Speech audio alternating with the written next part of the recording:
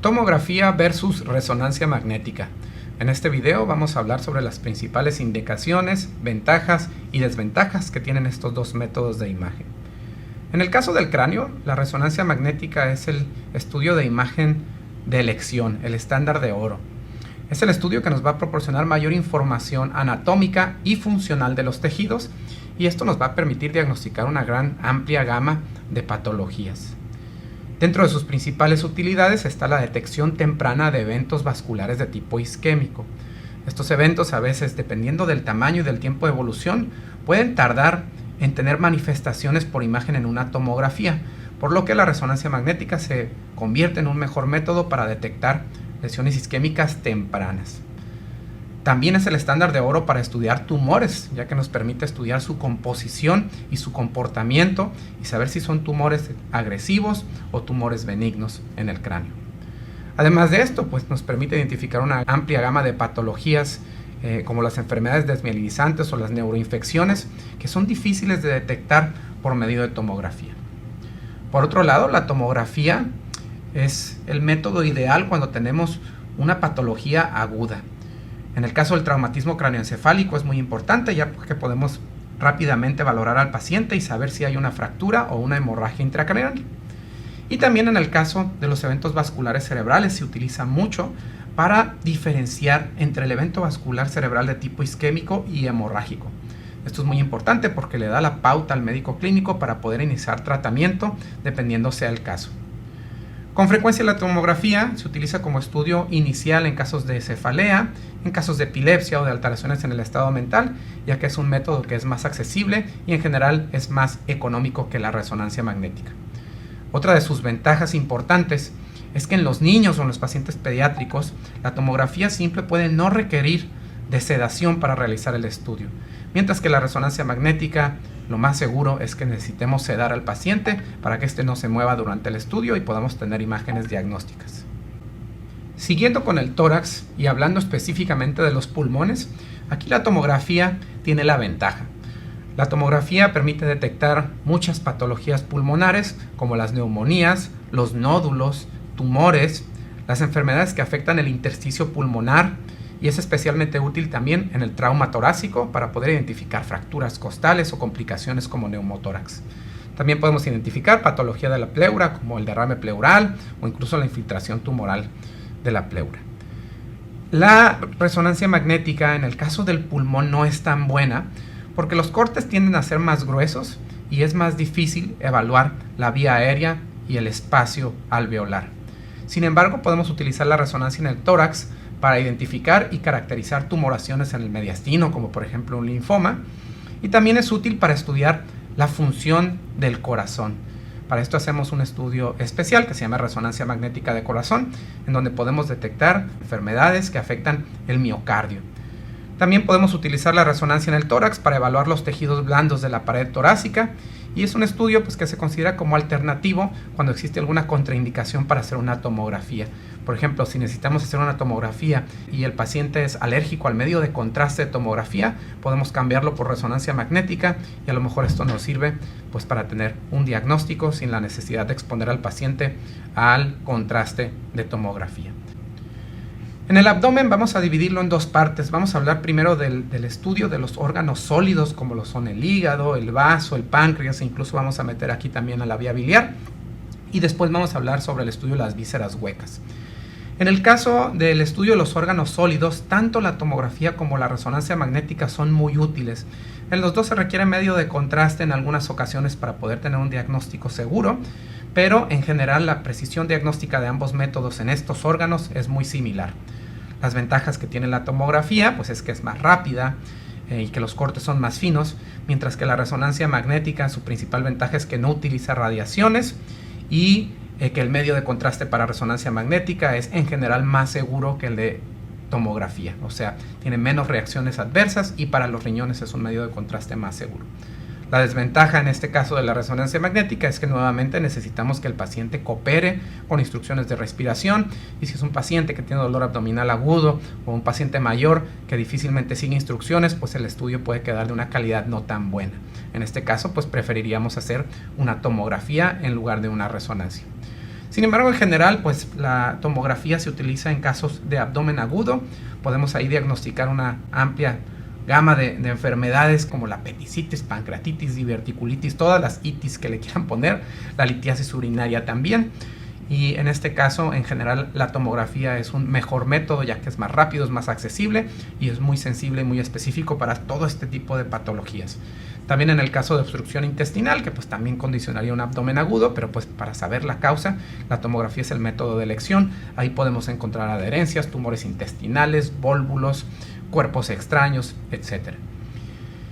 En la resonancia magnética en el abdomen superior es muy útil para valorar la vía biliar y la vesícula. Yo sé que estos pues no son órganos sólidos como tal, pero los podemos incluir dentro de este apartado.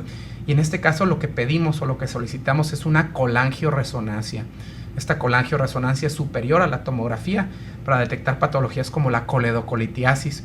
Cuando tenemos, por ejemplo, un lito que se fue de la vesícula biliar hacia el colédoco y obstruyó la vía biliar, aquí la resonancia magnética es superior.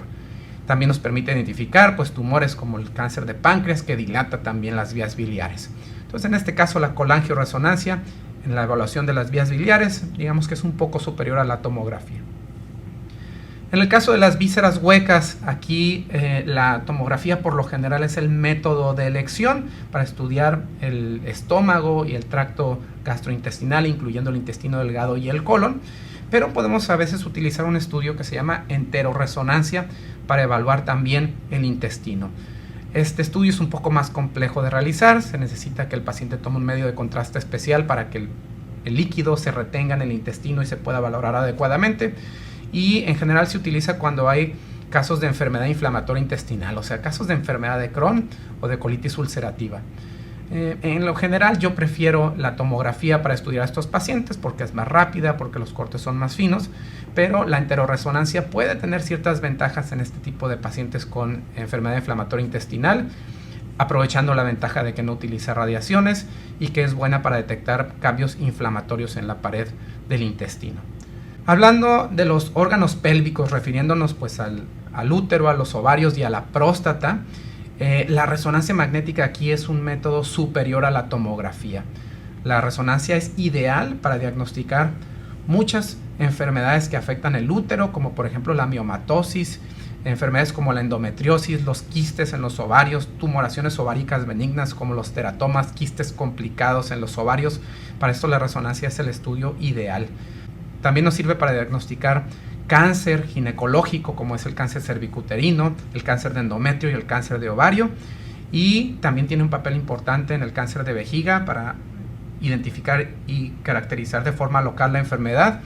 Y en el cáncer de próstata, que ahora se utiliza mucho, incluso antes de realizar una biopsia de próstata, para identificar el cáncer por medio de resonancia y estadificarlo localmente mediante este método. En general, la tomografía no es un buen estudio para ver el útero, los ovarios o la próstata. En el caso del útero, bueno, pues si tuviéramos un paciente con una miomatosis muy importante, pues sí podemos ver el aumento de volumen del útero y podemos saber que son miomas.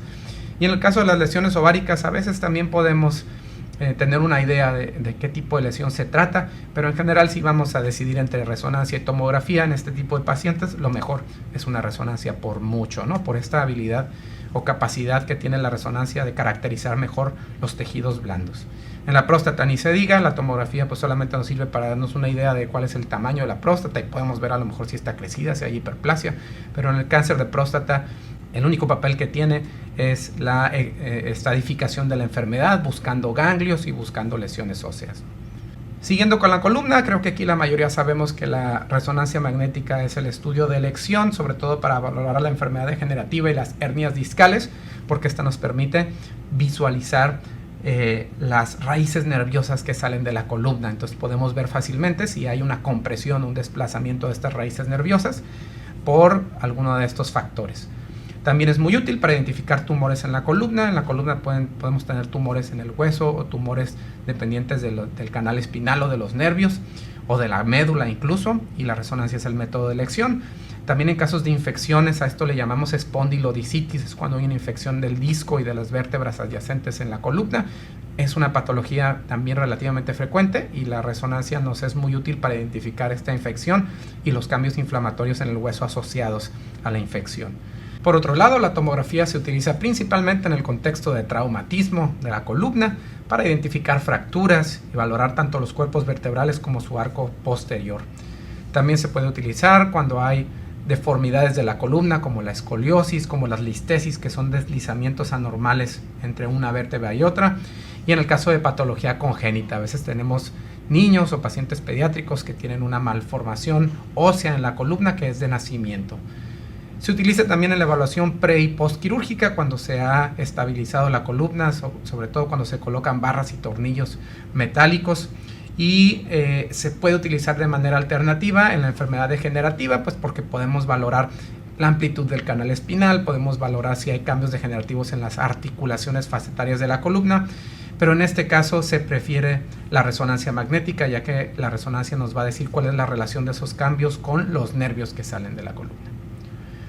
Finalmente, hablando acerca de las articulaciones o del sistema musculoesquelético, aquí igualmente los dos métodos son muy buenos y son complementarios.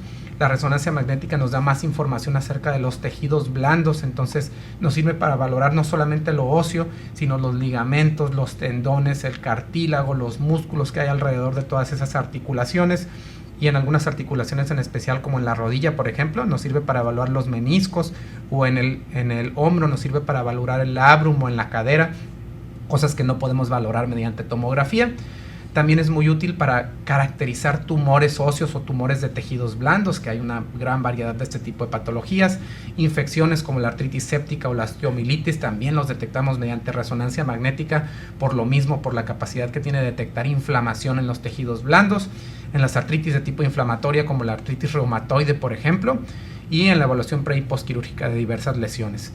Mientras que la tomografía en las articulaciones pues es sobre todo útil cuando hay fracturas en estructuras anatómicas complejas, como por ejemplo en la muñeca, en el tobillo, en el codo, que requieren de una mejor evaluación, sobre todo si son fracturas que se van a tratar de forma quirúrgica, pues aquí esto le ayuda mucho al médico clínico para saber cómo es que está configurada esa fractura. En la enfermedad degenerativa también podemos ver manifestaciones como la disminución del espacio articular, osteofitos, esclerosis, entonces también nos sirve en ese caso.